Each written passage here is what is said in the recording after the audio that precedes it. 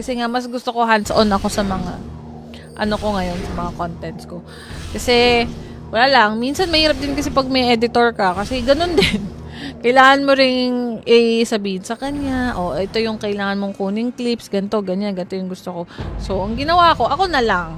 Para, di ba, na hands-on din ko yung mga content. So, after neto, guys, isang madugong vlog editing pa yung gagawin ko.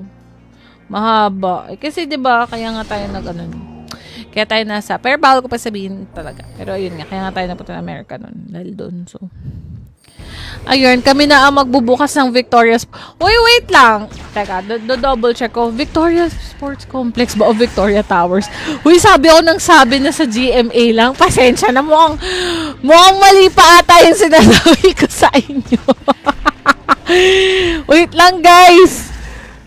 Tama ba? San ba to? Baka mamaya mali. Tama nga, Victoria Sports Tower nga. Sa may ano lang to eh. Kung ako hindi nagkakamali, guys, sa may... yun nga. Sa may GMA lang to, guys. Malapit lang to. Sobrang lapit lang nito.